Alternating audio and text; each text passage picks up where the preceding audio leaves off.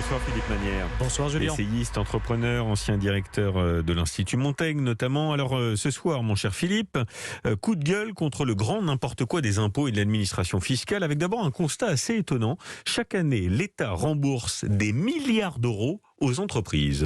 Oui, c'est assez inattendu, c'est un peu à l'envers. Tout ça, l'an passé, les services fiscaux ont versé pas moins de 6 milliards aux entreprises. Ce n'est pas tout à fait rien, 6 milliards. Et ce chiffre spectaculaire qui vient d'être exhumé par les Échos d'un rapport de la Cour des comptes s'explique. Alors, pourquoi ce versement à l'envers, si on peut dire? Eh bien, tout simplement, en remboursement de trop perçus, l'État avait exigé cette somme de plusieurs sociétés de gestion ou encore d'Orange. Ces contribuables ont payé, comment faire autrement, mais ils ont contesté la douloureuse en justice et ils ont gagné.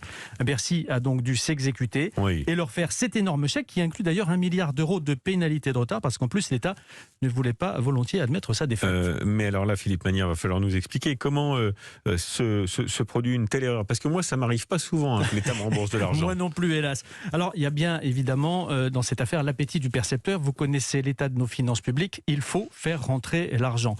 Mais au-delà, c'est bien la complexité de notre système qui ouvre fatalement la voie à des contentieux en cascade.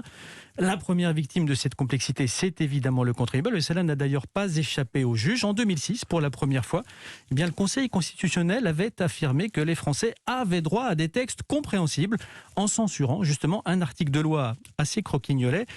Je vous fais juge de l'élégance et de la légèreté de ce texte assez poétique que je vais vous lire. Il s'agit justement du calcul de l'impôt. Accrochez vos ceintures. On est parti. Petit A. Au numérateur, le montant de l'impôt dû majoré des réductions et crédits d'impôt imputés avant application des dispositions du petit 1 et du prélèvement prévu à l'article 125A.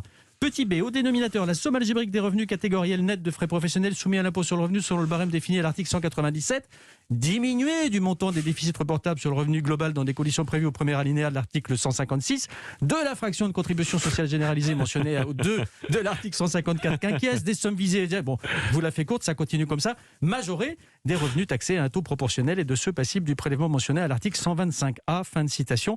Voilà Julien, la loi.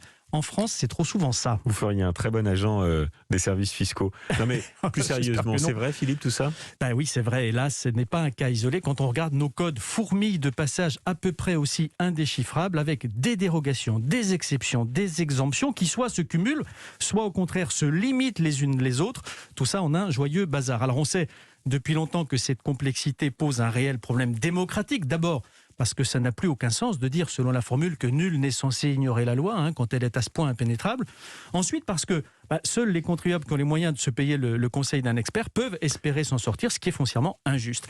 Mais on apprend donc maintenant que l'État lui-même est victime de cette complexité, qu'il est lui aussi incapable de s'y retrouver au point d'être condamné en justice. Dans le fond, c'est presque réjouissant. Bien, c'était la carte blanche de Philippe Manière. Merci à vous, cher Philippe.